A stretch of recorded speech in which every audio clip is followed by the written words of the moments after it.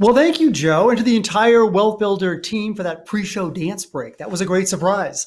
Well, hello, everyone, and welcome back to the Coldwell Banker Wealth Builder Expo series.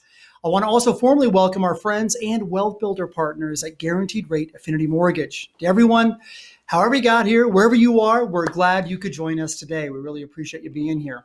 Listen, if we haven't met yet, my name is Chris Mygatt, and today the Wealth Builder Expo hits the road. That's right. We're coming to you from Greeley, Colorado, just near the Wyoming border. Actually, I'm in the offices of our featured speaker today. Mark is, in fact, sitting right next to me. Well, actually, 10 feet away from me to be safe. Listen, I'm confident you're going to really enjoy the program today and learn a lot in the process. I've said it many times before. I'll say it again. If you're in search of a proven way to grow and protect your personal wealth now and into the future, you have definitely come to the right place. You know, it's interesting. While many real estate agents across the country are focusing on just getting that next deal closed, don't get me wrong, that's important. At Coldwell Banker, we are committed to going far beyond that. In fact, I believe that by working together, we can support you in building real wealth, something you can enjoy for years and years to come, and something we call living an exceptional life. And don't forget, we deliver on that promise of helping you live an exceptional life by staying laser focused on our four core.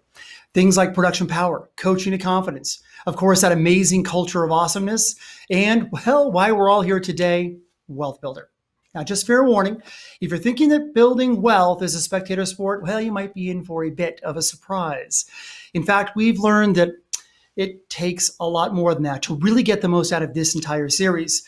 You got to plan to roll up your sleeves, engage in the content, and yes, you got to do the work. Now, listen, building wealth isn't particularly hard, but it is serious business. And to be successful, it requires commitment and, yes, self-discipline. That's what it really takes. So speaking of that self-discipline concept, if you haven't done it yet, take the time right now to open up a SEP IRA retirement account. Now, remember, we make it easy for you to save for your future with automatic closing deductions. You want to find out more about what a SEP account is or how to open one, or even how to increase the amount you are currently setting aside in your SEP account, there is a link you can click right now at wealthbuilderexpo.com, or simply check out the link in the chat section on the right-hand side of your screen. Both of these will direct you to a site to schedule a confidential conversation with a SEP retirement specialist. Trust me, do it right now before you get sidetracked. You know, one of the things that I like most about the whole Wealth Builder series is that we've created this safe place to explore your personal finances and goals, a place to have open and honest conversations and discussions. You know, isn't it interesting how most Americans buy things they don't need with money they don't even have to impress people they don't even like? It is absolutely crazy. And I'll tell you, that's exactly why we put together the Wealth Builder program. As you explore building wealth, I encourage you to stay out of judgment and in curiosity. Imagine what could be possible if you had the support and exercise the discipline. The question is, how badly do you want to change the trajectory of your financial future? Now, we've discovered that your journey to financial freedom rarely happens in a vacuum. What I mean by that is we really encourage you to invite your support team, your spouse, your partner, or even an advisor to each of our sessions. You're going to be a whole lot more successful if you're aligning in your vision with the people that matter the most to you.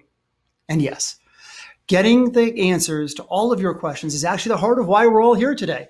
So don't miss this important opportunity. It is so easy.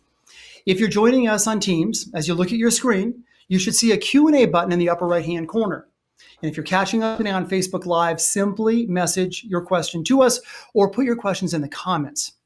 Now, once we reach the Q&A section of the program, our producer, the amazing Amy Crawford, will tee those up for us so we get all of your questions put forth. So, okay, let's get on with today's topic. You know, if you're like many Americans that have been swept up in the excitement and energy of people like Tariq and Christina, or maybe Chip and Joanna, I think you're going to find today's program very interesting. In fact, today, you're going to discover the ins and outs of what I call the real business of fix and flip real estate. Not the flashy, everything goes great, everyone makes millions of dollars fix and flip business, but the everyday roll up your sleeves, make good decisions, and get the consistent results fix and flip business. And this is why I am thrilled to invite Mark Ferguson to the Wealth Builder stage today. He's been doing fix and flips for over 15 years, long before it was a TV sensation. He's smart, he's thoughtful, and he has a system that he's been developing and fine-tuning over the years designed to deliver consistent results. Listen, Mark has been featured on numerous blogs, podcasts, articles, and TV shows. He has even written a best-selling book, Fix and Flip Your Way to Financial Freedom. This is just a good old common sense approach to the actual fix and flip business. It's refreshing, it's informative, and it's inspiring. Mark, welcome to the Wealth Builder stage. The floor is yours. All right. Thank you, Chris and Caldwell Banker. Really excited to be here and happy to do this kind of live training. I don't get to do many of these, so it's fun to do it. First off, I am a real estate agent and broker. I have my own brokerage, so I can really relate to other agents who want to get into this business, or maybe just teach their clients about the business or help out their clients who want to get started and know about the reality of flipping houses, because it is not like TV at all. And we're going to go over that. We're also going to get right into the content. This is not a fluff about, oh, how much money can you make and how many Lamborghinis can you buy with real estate. It's about how to actually do it, how to actually flip houses and the pitfalls that so many people have.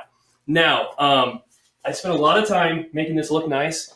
It won't look that nice when I start going at it. So thank you for bearing with me on that part of it. And we're going to go over all of these very quickly. We don't have a lot of time, and I could spend days talking about flipping houses. So leave your questions if you think I skipped something or want more information. And we also might have some additional sessions that go in depth on 2 or 3 of these subjects that really dive deep. So that's where you can really learn. I have been doing this 18 years now. Flipped over 200 houses. We flipped 23 houses last year, 26 the year before that, 26 the year before that, and from 15 to 20 this year. So we are actively doing it right now today. It's not something we did 10 years ago when everything was so different. So we're going to get right into it, get started. So send in your questions if you have them, and we'll go over the number one things first, and then hopefully we'll have time for everything after that. So I talked about, we're going to go over the real costs, finding deals, financing, repairs, and finally how to start, especially if you might not have a whole lot of money. So there goes all my pretty writing. It is gone. I should make sure I talk this direction probably so you can hear me right. The real cost. So this is where so many people have misconceptions from television. You see, buy a house for $200,000, $30,000 of work into it. It sells for $300,000. Oh, I made $70,000. Yay. No, that's all wrong. So the repairs are almost sometimes the smallest part of flipping houses. So you have repairs. We're going to put that up here. And we'll talk more about repairs later on here. So we're going to talk about the other costs first, right?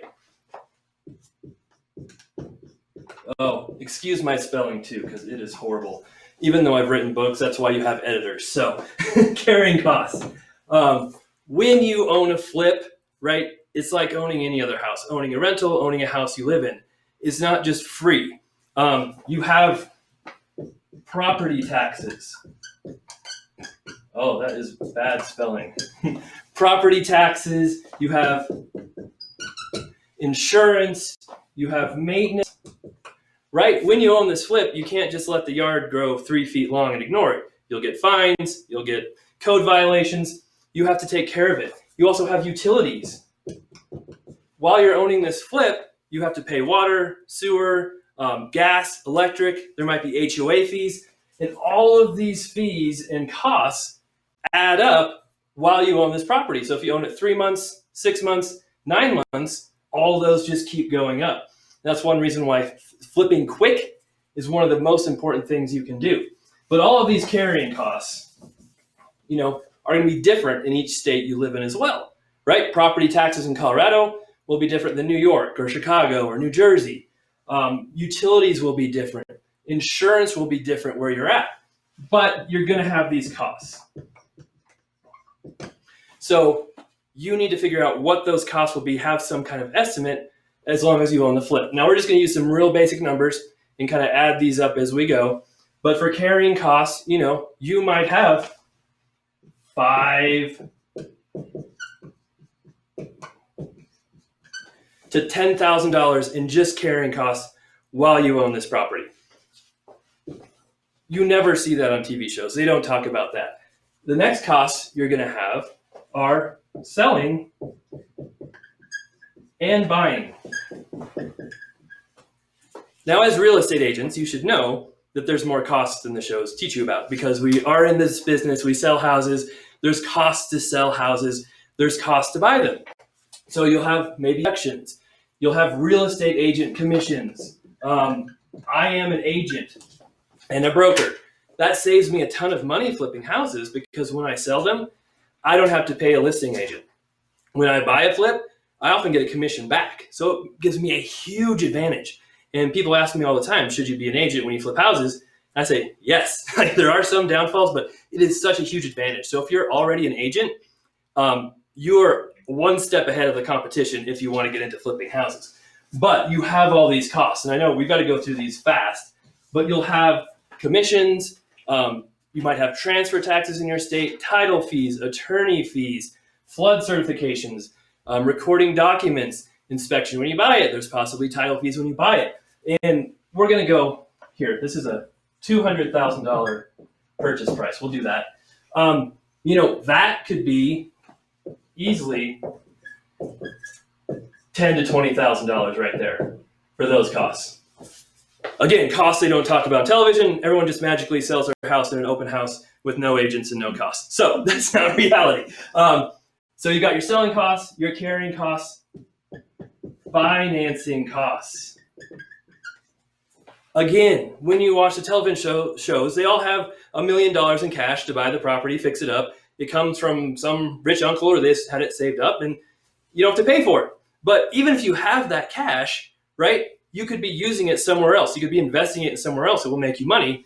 So there is money cost when you're flipping houses. And it's very expensive, as you can see, to flip a house, even before we talk about the repairs. So the vast majority of people who are flipping houses are using financing. They're getting loans. And even if they are using cash, they need to consider how much that money could be making if they were investing in something else. So we're going to talk about financing here soon, but private money, your financing costs on this $200,000 house could easily be, again, $10,000 to $20,000. And now all of a sudden you're looking at $25,000 to $50,000. Wow, I made those numbers easy. Just in other costs besides repairs on a $250,000 house. So now you buy for $200,000, you have $30,000 in repairs, and you have $50,000 in other costs. It doesn't look quite as rosy and peachy as it did before. So that is the first thing to know when you're flipping houses, is knowing all of these costs. And it's not just repairs. And I know a lot of agents think, oh, this is a great deal. You buy for $200,000, sell for $250,000 and make $20,000. No, you probably lose money. So like I said, we're going fast. So those are the number one thing we're going to cover, the cost. Number two, deals. This is my favorite part of the business, is finding deals. This is what I love to do. And being an agent, you have a huge advantage. Like I said before, you can earn a commission when you buy a house. So let's say you buy this flip from the MLS, which is possible, right? A lot of people say you can't get deals from the MLS. We still buy deals all the time from the MLS. We've bought 5 or 6 probably this year from the MLS that will turn out to be flips. So you buy that house for $200,000 and the commission 6 or 3%. Now all commissions are negotiable, but I would say HUD uses 3% for a commission. So I might use that number. That's $6,000 right there you made when you bought the house. Now you might have to pay your broker, some fees in there, but that's a huge bonus being an agent.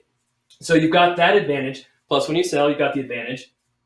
But the other big advantage you have as an agent, and my big advantage, is I can act so fast, right? So if a house pops up on the MLS, I have my hot sheets I check.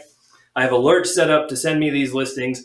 I can go see it in half an hour. I can write an offer in 20 minutes, right? I can text my assistant here, write the offer, send it in. Where if you're a regular investor, you're calling your agent. Hopefully, if it's you guys out there, you're acting fast. But others, it might take 3-4 days to go see the house. It's gone. So being an agent is a huge advantage to MLS. And there's a lot more ways to get deals too. It's not just through the MLS. There's wholesalers, and many of you might not even know what a wholesaler is. A wholesaler finds really good deals, then sells them or assigns the contract to other investors. They take a fee, and they don't do any work, don't even have the property in their name many times. So we buy a ton of properties from wholesalers. Again, that's something we'll have to go into later on how to find them. There's auctions, again, a good way to find deals. There's foreclosure auctions, like homesearch.com, all kinds of different ways, but there's lots of pitfalls and costs in those, so you have to be very careful. There's your own direct marketing. So that's a really bad direct marketing, but that's where you're sending out your own postcards. You're putting up billboards. You're trying to get people to sell their house to you that might not be listed. Now, as agents, you have to be careful. We always disclose to people we're agents, tell them we might make a profit. We put all this in writing, say, hey, we might be buying it below market value, but be careful with your own state laws, what you have to do as an agent, because that is kind of the tricky one there. But if you check everything out, it should be allowed as an agent. And there's for sale by owners, networking, so many other ways to find deals. Again, I wish we could spend an hour just on finding deals, but there's just not enough time to go through all of this today. Again, submit your questions. All right, for 3, a super important one.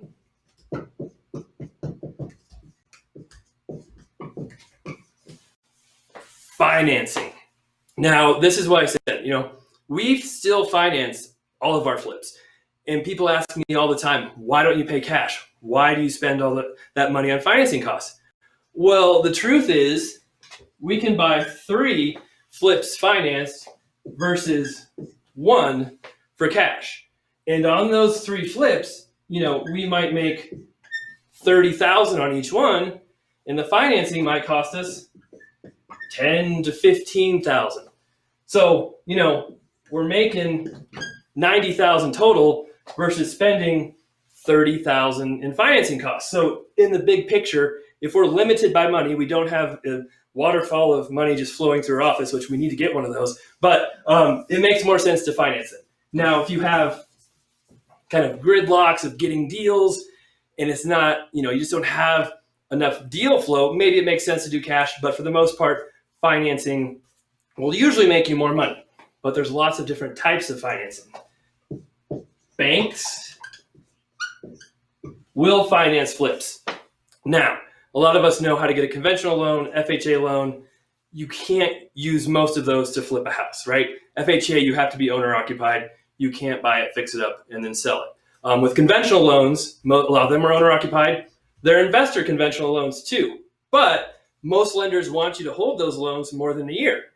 You might get away with doing a conventional loan for your first flip. The lender sees you sold it right away, like, oh, we're not going to do that again. You're flipping the house. So you really need to focus on actual loans made for house flips, which there are a number of. Banks will do house flip loans. Now, usually you need local banks who you've built a relationship with.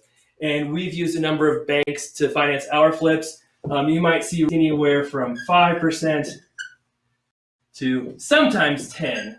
Usually it's in the 5 to 7, 8% range you'll get with banks. They should have limited fees, and how much they finance will range from 75%. Sometimes banks will do more, 85, 90. Sometimes they'll even finance repairs.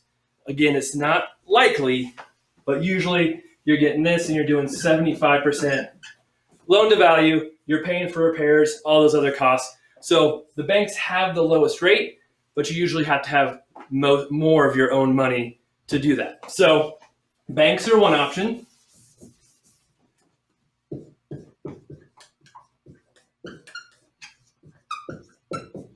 Hard money is another option. So hard money lenders are not banks. Basically, they're companies that borrow money from investors, or sometimes they're hedge funds that have their own money, and they take it and they lend it to investors who flip houses. So they don't do owner-occupied loans. They don't deal with any of the restrictions of owner-occupied loans. They only lend to investors. Now, they're probably charging 8 to 12%, sometimes higher. They usually have 2 to 4 points too which is a percentage of the loan. It's like an origination fee. So as you can see, these costs can get very expensive for flipping, but they're made for flippers. So you've got the property that needs a bunch of work. It has, broken windows, a bad foundation, a bad roof, whatever it is. Your conventional loan probably won't qualify for it, but hard money lenders don't care. And the cool thing too with hard money is they'll often do 90% of the purchase price plus repairs. So they don't usually give it to you all up front. They don't say, here's $100,000 plus $50,000 for repairs. They'll say, here's $100,000.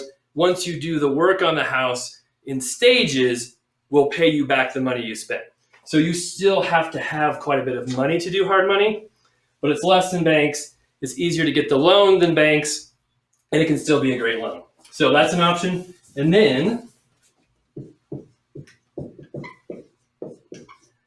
private money is another option, and we do this a lot. And a lot of hard money lenders call themselves private money lenders, but they're not really private money. Private money to me is a friend, a family member, somebody you know. Maybe it's even somebody you met online who I've met thanks to my blog and books. People will say, hey, you want to borrow money? I'm like, sure, if it's the right deal, we'll do it. But these rates can vary from all over the place. If it's a family member, maybe they just want 4%. If it's a stranger, maybe they want 12%, right? There could be points, there could be not points. So all types of different ways to finance properties with private money. And again, maybe they want to do an 80% loan to value. Maybe they'll do 100. I have one lender who'll do 100% plus repairs as soon as I buy the house. So many different options with financing, but that is really a key to flipping houses and doing a number of deals, unless you just have boatloads of cash just sitting around doing nothing. All right, moving on. Now, repairs. Uh-oh.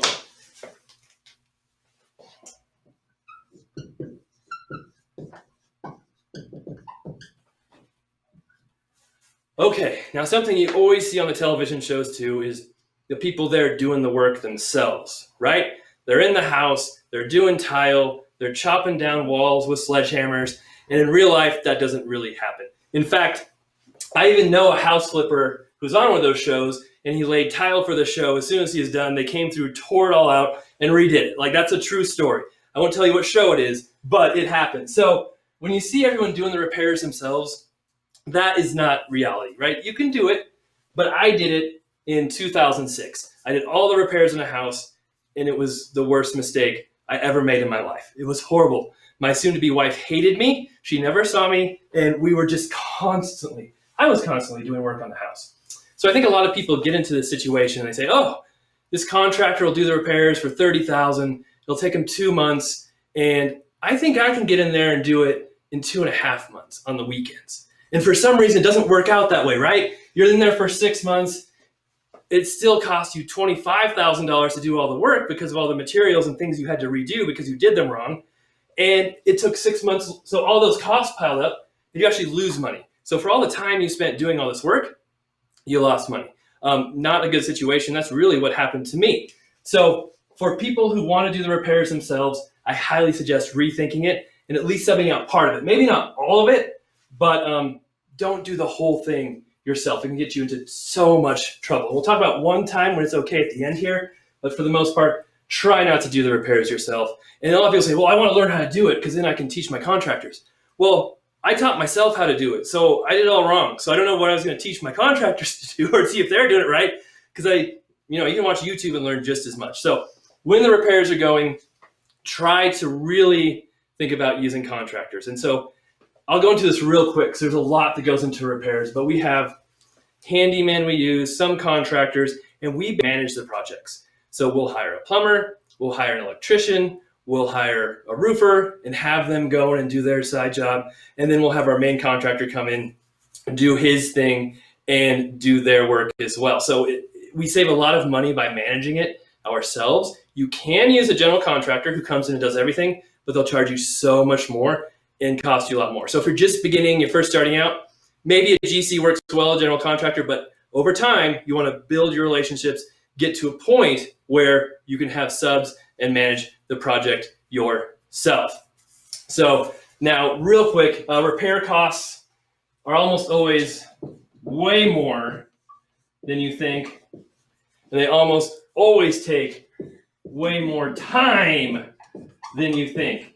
So again, when we're calculating all those costs that add up, the carrying costs, you have to be ultra conservative. If you think it's going to take you 3 months, assume it will take you 6 months, because you want to have room for all these overages, all these extras. They will add up like crazy. We still do that, right? We've been doing this for so many years and have done so many flips.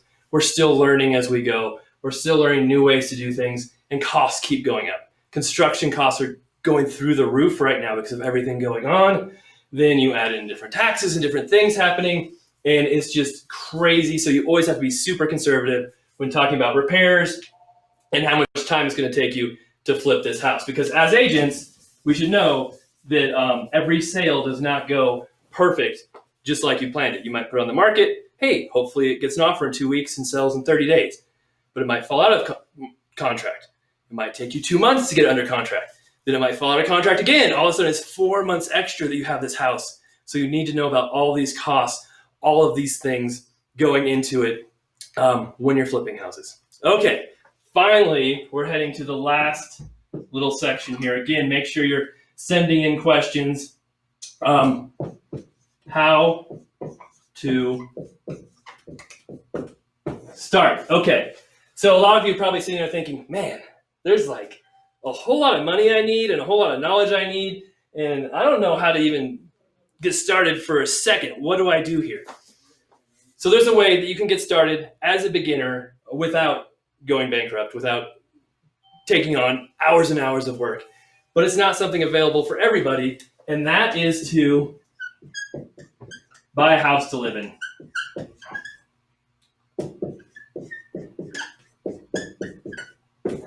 I know a lot of you probably just said, I don't want to do that. I want my nice fancy house, or my family won't do it.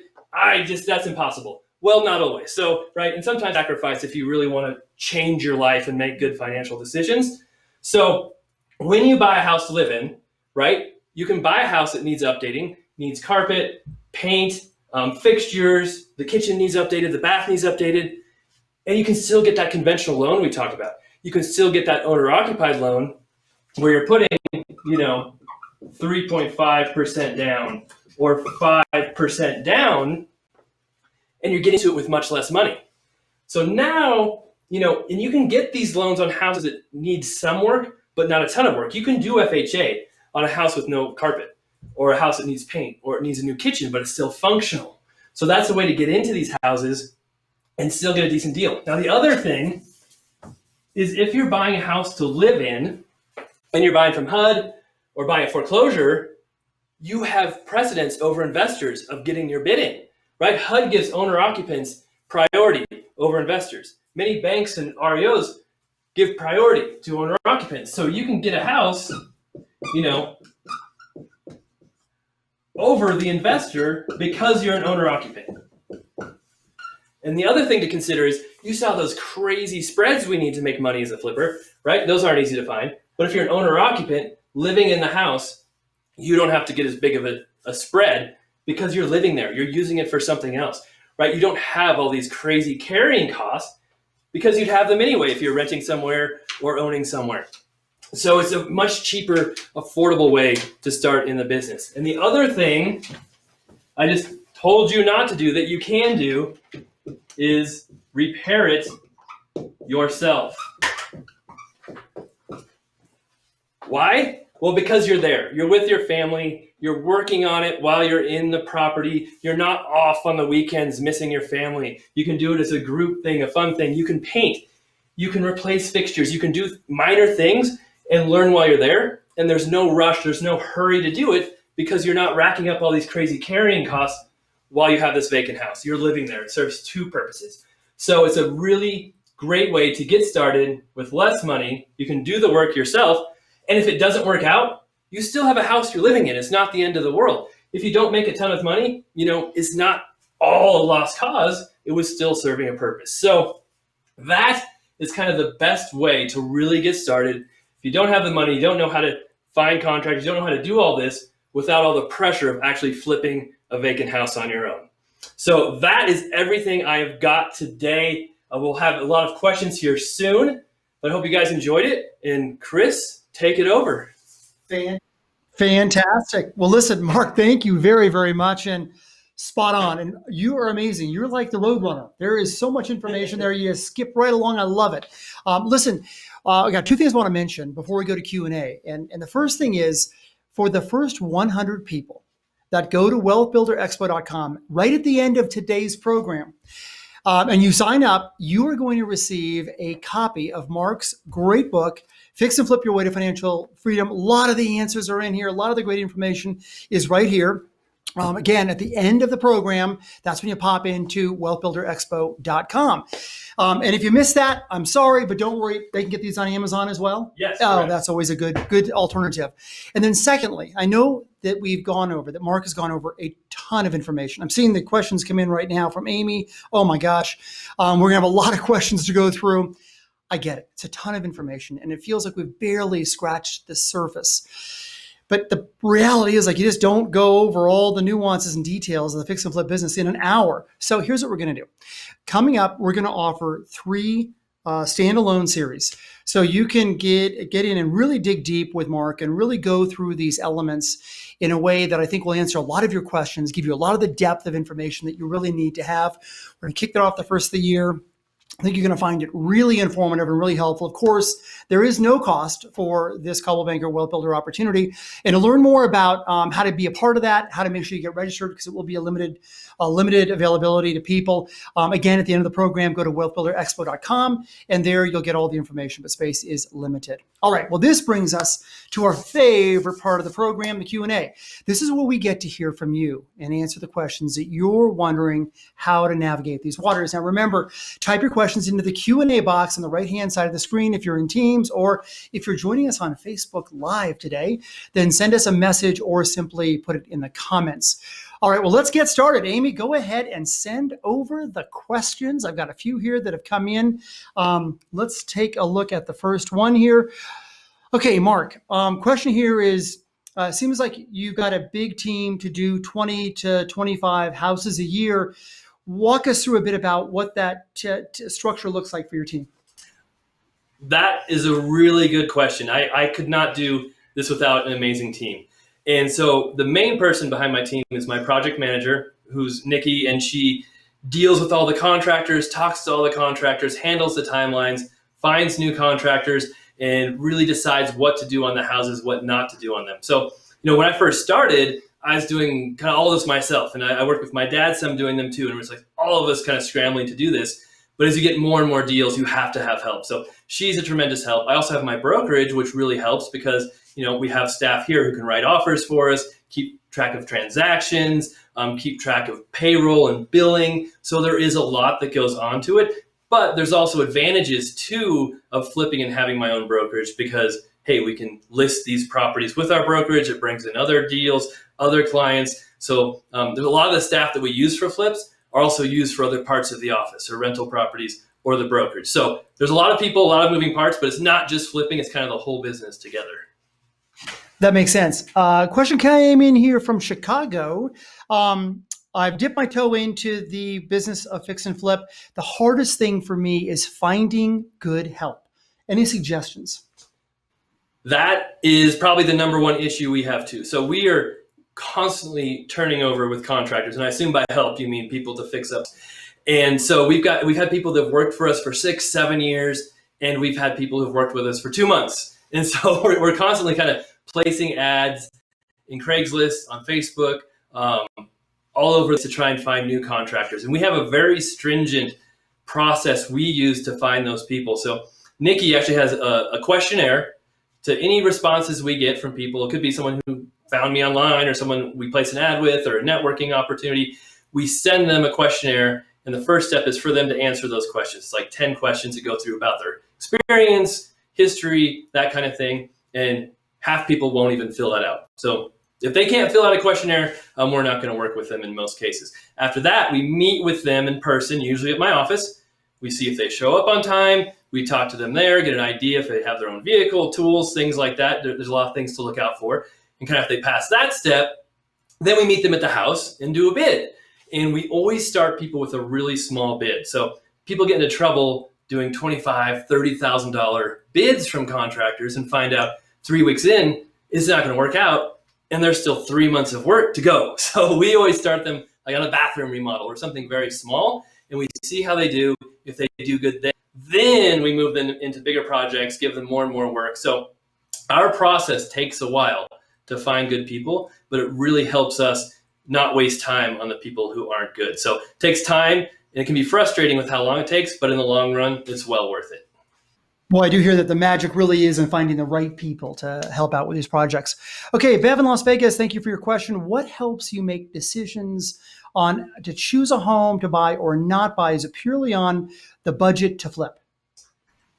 That's a really good question. So part of it is the budget to flip, and part of it is the house. Like every house is different. There's a lot of rules out there, like the 70% rule, and we won't go into that right now. But there's so many different rules people try to use to tell you this is a good flip, this is a bad flip. And on every single flip I have, or potential flip, I write out the numbers. I say buy costs, repair costs, all my other costs, and see how much profit potential there is. Don't forget to account for all the costs that you don't account for, because you always have to have that buffer. And then I look at how much work it's going to be, right? Is this an $80,000 rehab or a $20,000 rehab? If it's $20,000, I need less profit to make the deal work, because I know there's less that can go wrong. If it's an $80,000 rehab, there's so much that can go wrong. I want so much more profit to make it worthwhile. So we try and stay on the low side of doing repairs, easier flips. We're willing to make less money for an easier flip just because it keeps things moving, keeps our resources not hung up on one deal, and it is able for us to just make the system work better. So it's all about each deal. There's no particular rule, but the fewer the repairs, usually the better for us. Well, that makes very, very good sense. And talking about a variable, it's a huge variable, right? Okay, next question comes up. What are your thoughts regarding the skyrocketing prices of lumber right now? We're considering doing a renovation and then rent. What's your recommendation? It's tough. We have at least 10 flips going right now. I think we have 4 rental properties we're actually rehabbing at the moment right now as well. And it has made things much more expensive. So it is just kind of something where if you already have the deal, you can't do much about it, right? You just have to keep going, eat those costs. It doesn't make sense to have a property just sitting there doing nothing. So you just kind of have to eat those costs, keep going. And for new deals over the last few years, it has just been a constant change of margin we need to make deals work right. We just have to keep increasing those margins to make up for the extra costs. And then we're in Colorado where prices keep going up and up as well. And when prices go up and up, all your other costs go up. Your financing costs, your carrying costs, all of those go up as well, your selling costs. So we just have to keep making sure our margin is high enough to make the deal work. We've been so lucky in many of our markets across the country, the end sales price has been going up too. So it gives people a little bit of reprieve, but certainly makes it nerve-wracking in the process. Next question comes up. Do you suggest, it says I'm thinking about doing my very first flip ever. Do you suggest hiring a general contractor to manage the project or learning from the do-it-yourself? You kind of touched on this before, but maybe bring that one back again. Right. Yeah, we did talk about it some, but a GC will be much more expensive. I mean, most of the time. But if you're just starting out and you don't have anybody else, it might be worth doing it. But you really, the GC might get annoyed, but it doesn't hurt to hang around the project, see what they're doing, see how they're managing it, and maybe even see who they're using to some aspect for it. Because a lot of times a GC is just hiring other people to do a lot of the work. So when you're first starting out, it can be worthwhile to use a GC, or if you find a really good GC who's affordable, right, there's no problem to continue using them. But everybody's different, just like every agent's different. There's good, there's bad. And if you can, hire out some of it to start with, manage some of those processes, it can be painful at first, finding the right people and getting it all done. But in the long run, you'll build more relationships, meet more people. And it's probably better if you can start that sooner rather than later. Okay, I'm going to say 4 or 5 or 6 questions, all kind of dancing around the same topic. Basically, it's the one thing all the TV shows never show and it's the most critical, is where to find the deals, because there's a misnomer. I'm going to combining a couple of questions here, that you just go on the MLS and wait for the really good deal. But you mentioned this thing about wholesalers. And I think for many of us in the traditional resale real estate business, we have no clue what that even means. Yep. Really good question, because honestly, I didn't know what a wholesaler was 10 years ago, right? And they've almost been kind of a fairly new business that's popped up.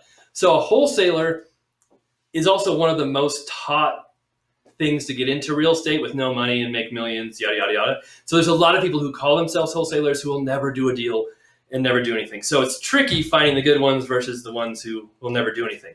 But they can be an amazing resource if you find them. So a wholesaler will do direct marketing. They'll send out letters, postcards, have the billboards. Bandit signs are those little signs on the road that say "We buy houses." Most of the time, those are wholesalers trying to find buyers who they can then connect to investors. So the best way we have found to find those wholesalers is to reverse market. So we don't go online searching for wholesalers. We look for their marketing. If they have bandit signs out, we call that number. They have billboards out, we call that number. If we get a letter ourselves, want to buy one of my rental properties, I call that person back and say, hey, I don't want to sell, I want to buy. And we can get on their list. And that's how we found a lot of the wholesalers that we've bought properties from. And it's really important to know too, that not every wholesaler knows what they're doing, and they might fudge the numbers a little bit. So it's still on you to know the deal's right, know the repair estimates, all those costs. Don't just blindly trust a wholesaler that they're going to give you the right numbers. Boy, that's a big topic, isn't it? There's a lot of information around that one. And we'll talk more about that at the follow-up as well. So the next one comes in, and although it's from Hawaii, our market in Hawaii, I think it probably plays true in many of our markets. And that is in a market where the prices are so high and the homes are turning so fast, like homes are selling in one day, 20 offers.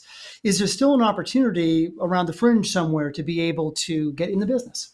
Yes, for sure. So we've seen that in Colorado too, right? My first rental property I bought in 2010 for $96,000. I sold it for $275 last year. So that's a slight increase. We didn't even do that much work to it. So, and that's one of the cheaper properties in the area. So our prices have skyrocketed here, and maybe not like Hawaii or even Denver Metro is much higher than where I'm at. San Francisco is crazy, but there's still people flipping houses in every single one of those markets. So there are deals there. All the numbers increase. So that's kind of the big obstacle to get into the business, is finding all the money, the cash, the lenders to do it. But, you can go to outside markets, right? If you think Denver is too expensive to flip, I mean, it's an hour away. You can go to Fort Morgan, right? Prices are, you can buy a house for $150,000 there instead of $500,000 in Denver. And there's places like that all over. I know Hawaii's trickier, but I looked it up one time and there was a house for sale in Hawaii for less than $200,000 last year. Now, I don't know if it's still standing now, but so there are deals. It's just, it does make it tougher, but there are always going to be deals no matter what market you're in. Excellent. Question came up. Do you have a sample cost sheet or a spreadsheet or something that we can resource? I do have some of those resources. So in the book, Fix and Flip Your Way to Financial Freedom, I go over all those costs in detail. That book, again, I am not a motivational speaker type that gets you excited and doesn't tell you anything. I am straight to the point, just kind of like this presentation in my books too. So we go through all the details. I've got 9 books. So I've got a number of different subjects we cover. And then on my blog, investformore.com, we also have articles on flipping as well. We have some calculators there. The 70% rule calculator that I talked about before can help a little bit, give you an idea of those costs. So there are some other opportunities there. We don't have exactly a spreadsheet because everything is so different in every state that it might be accurate for me and 20% off for somebody in New York. That's fair. To get more information, you mentioned your website, which would be a great resource for everyone to have. I see it in the upper right-hand corner of the screen there, but they probably can't see it. Can you say it again slowly, how they get there? Yes. So invest for, it's the number 4 spelled out, FOURMORE.com, invest for more. And that was actually a play on words about getting more than 4 mortgages for rental properties. So I started that back in 2013. So we've been going at it a while. I think I have 400 or 500 articles on there. And same on YouTube. We've got hundreds of videos on there of all our projects too. So you can actually see what we're doing. And I go through a lot of those numbers on our flips on YouTube as well. We have complete before and after flip videos. that lists all the costs that we have, what they are, what our actual profit is, which is never how much we think it should be, but that's the business. So Yeah, I gotta say, your YouTube video experience is phenomenal. There's so much information there. It's all free for the taking. It's super accurate and very real world. And I've gotta say, it's so refreshing to see. Like again, it's the real fix and flip business. It's like the nitty gritty nuts and bolts, not the sexy glamorous parts. So thank you for sharing that with us as well.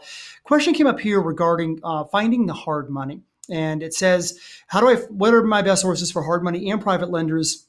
The Google results seem a little bit shady. What do you recommend?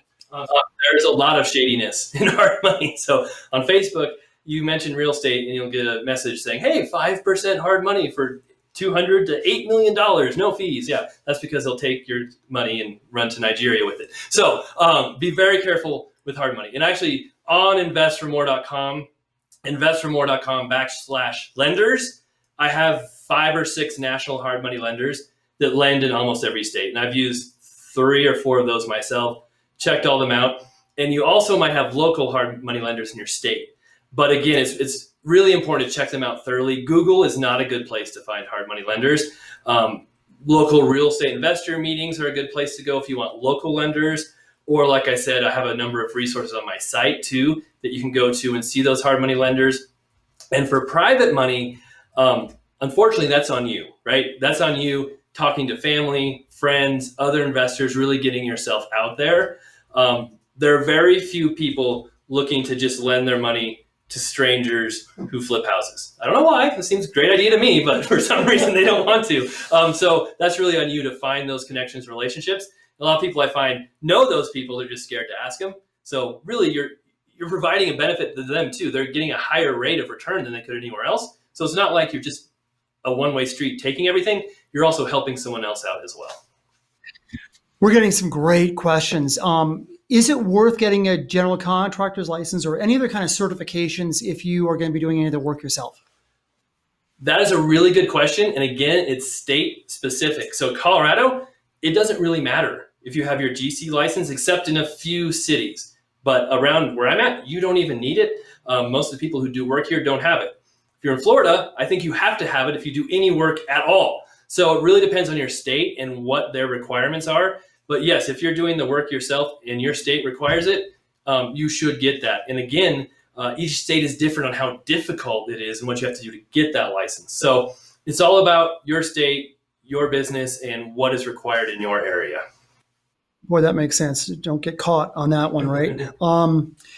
This is another good question just came in here. It says, and this is more on a percentage basis. So kind of think, because you're talking about 200,000 here, it may not be appropriate somewhere else, but is there any kind of a percentage when you look at making an investment? Let's say it's a $300,000 purchase, where if you don't see, using your expertise, a return of X amount, you aren't even going to bother. What is that X amount that you want to see before you even begin? Right. And it varies based on the deal and the repairs and all kinds of different things. And the price range too. So I could say I want a 15% margin on my flips. So if I'm buying a house for $300,000, I want to make $45,000 on it.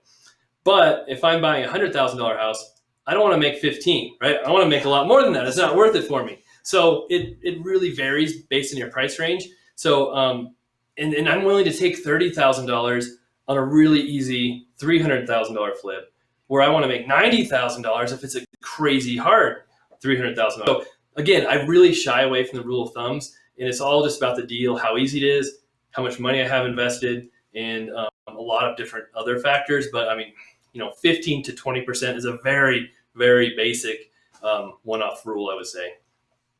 Okay. A lot of questions on permits.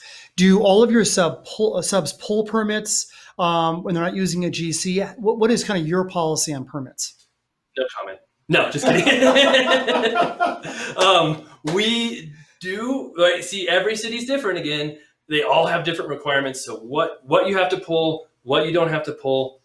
Something that makes no sense to me is if you're a homeowner living in the house, you might not have to pull a permit where a contractor does. How a homeowner is qualified to work without a permit, I have no idea, but the contractor has to get it checked out. So for the most part, most of our houses are cosmetic and don't need permits. Now, we do foundation work, major structural changes. If we ever do an addition, which we try to not do, then we pull permits. But again, it's up to your city, your state, what they require, what they don't require as far as they go. But, in some areas, like in Loveland, Colorado here, it can take you 3 months to get a permit. It's insane. So that's a really good thing to consider when you're flipping too. If you're buying a house that needs permits, check out how difficult it is to get those permits, how long it's going to take, and if it's even worth to do that flip in that area. Oh boy, the questions are flying in. We're going as fast as we can, you guys. What is there, when you're looking at a wholesale home, so usually those aren't probably in the best condition, is there one defect that when you go into a house, by and large, you just look at and you go, not doing this deal? What would that be? There isn't, because, I bought a bad house. I probably have, so maybe there is. I very rarely find a house that is so bad that I won't take it on, but it's usually a lot of different things going on. So if a house has a bad foundation, but I know how much it's going to cost, what it's going to take, it won't scare me away if the money is good enough. Now, if it's so bad that the house is going to fall down or you have to tear and scrape it, then I probably won't do that deal. Mold sometimes scares people so much, but there's so many different variances of how bad mold is. You might not have to do as much work as you think to do a mold house. Meth houses are another one where that's probably the number one scariest thing, unless you have tests that show you exactly how high the levels are, where they are, and what you have to do. But as far as that's probably the scariest thing is a meth house. If it's really bad and it was actually a lab, you might have to literally gut the entire house, possibly even take out the studs in some cases. So, and it's dangerous to be in those houses too. It's not safe for many people. So I would say the number one issue is a meth house, but foundations, other things can, cause concern, but I'm never going to say, oh, there's no way I'll ever buy a property with that problem. Unless it's like on a cliff that's eroding underneath it. Right. This is a good question, and if you feel comfortable answering it, the question is, you're highly experienced, obviously, in this part of the business. And if you do 20 homes, how many of those homes do you not make money on? Like, are you still learning in the process, I guess is the question. And what's that kind of ratio? No, that's a really good question. So we do lose money once in a while. And I feel like the last couple of years, we've had more bad deals lately than we did in the beginning. And part of that is because we're doing so many deals at once. And we've had up to 22 flips going at one time that we just don't have the contractors. You don't pay attention as much. Stuff falls through the cracks. So part of it's my fault for just doing too many. But sometimes things pop up that are out of your control. So one crazy story was back in 2009 or 10, we bought a house from a foreclosure sale. The day we bought it, the homeowners that lost it filed a lawsuit against the lender saying they foreclosed wrong. That put a clouded title against the property. We couldn't do anything with it for a year after we owned it. We had to hire lawyers to get the courts. So the court finally looked at it, threw out the court immediately, the case immediately said it wasn't valid, but it cost us all this time. There's no way we could have known. So that does happen. I would say 5 to 10% we might lose money on. Some others we might make very little or break even. But for the most part, we do make money on the deals. Well, that makes sense. That's good to hear. Really good to hear.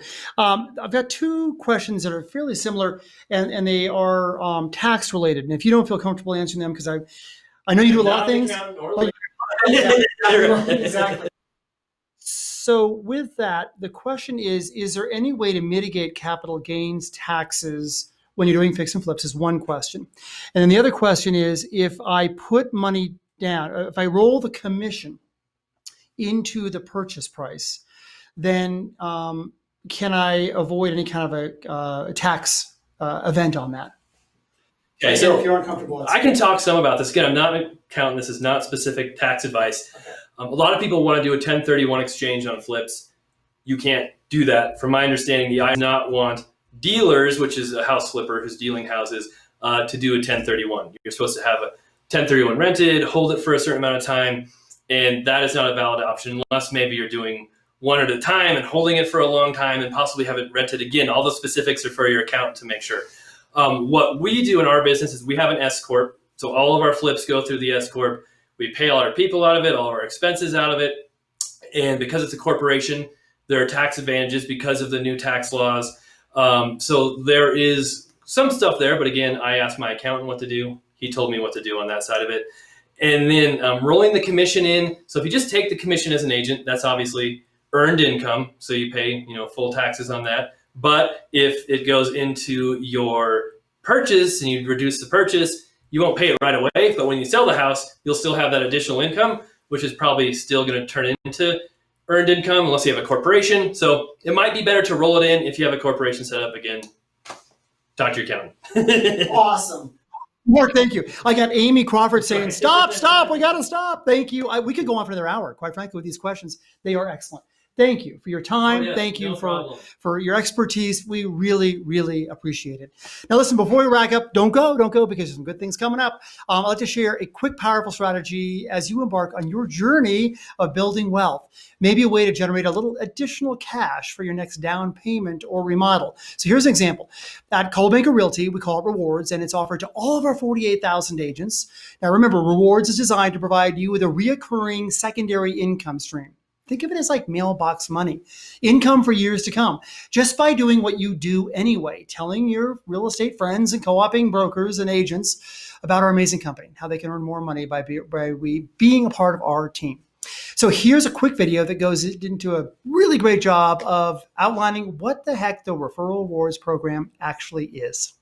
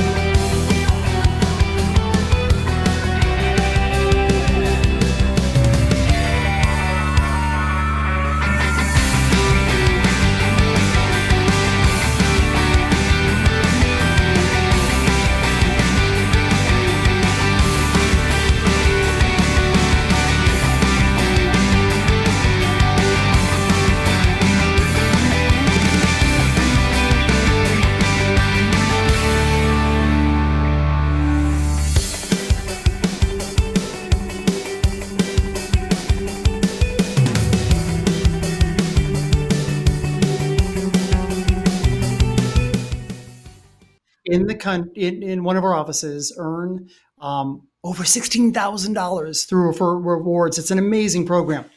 Now listen, shifting gears, as a cornerstone of our Core 4 Coaching to Confidence, Wendy Crane continues to lead us every month with her highly acclaimed monthly education expos. Be sure to tune in the first Thursday of each month. Now mark your calendar for November the 5th at 2 o'clock Eastern, 11 o'clock Pacific, as she unleashes the power of the Stephen Covey organization. Then, on November the 19th, at the same time as today, 2 o'clock Eastern, 11 o'clock Pacific, we're going to be showcasing one of America's top CPAs as we explore tax strategies for the independent contractor. This will be a session you will not want to miss and perfect timing for the tax season. And hey, feel free to invite your accountant if you want to. Listen, every dollar you can save in taxes is a dollar you can invest in your future. And as I mentioned, Guaranteed Rate Affinity Mortgage is an incredible partner, and they make our entire Wealth Builder Expo series a reality. And they also provided this shirt. No, I'm just kidding. No, it's my shirt. This quick video demonstrates what they're doing to lead the mortgage industry every single day. You know how to help your clients find the home of their dreams, and we know the perfect mortgage can make that dream come true. We are Guaranteed Rate Affinity, a joint partnership between the third largest retail mortgage lender and your company. We're here to help you look good to your clients and sell more homes. How? First, we make the process as simple, seamless, and awesome as possible. And that starts with our expert loan officers. You might have met some of them as they work alongside Coldwell Banker agents. Clients love our easy digital mortgage, which can have them ready to make an offer in minutes. We have over 100 loan products with some of the fastest turn times in the industry. And because our loan experts are fueled by the most advanced mortgage technology platform, we can help you and your clients at any time, from anywhere. Plus, you'll love tools like Loan Status Monitor that keeps you in the know, and Flash Close that shortens closings from hours to minutes. Above all, we're committed to the belief that your success is our success. So, when a buyer needs a mortgage referral, bring it home to the loan officers who work right alongside you to get dream homes closed. We are Guarantee Rate Affinity, and we are your mortgage company. Well, I think that's a wrap for today's session. Again, a big thank you to Mark Ferguson for making today's program possible. And we look so forward to the upcoming Fix and Flip follow-up series. Remember, get all the details and register at wealthbuilderexpo.com. And as a reminder, we've got a recording of this entire program that can also be found at wealthbuilderexpo.com. So check that out as you want to. I look so forward to seeing you in November as we feature tax strategies for the independent contractor. Until then, I'm Chris Mygatt, encouraging you to stay focused, disciplined, and committed to ensure that your best financial years are just around the corner.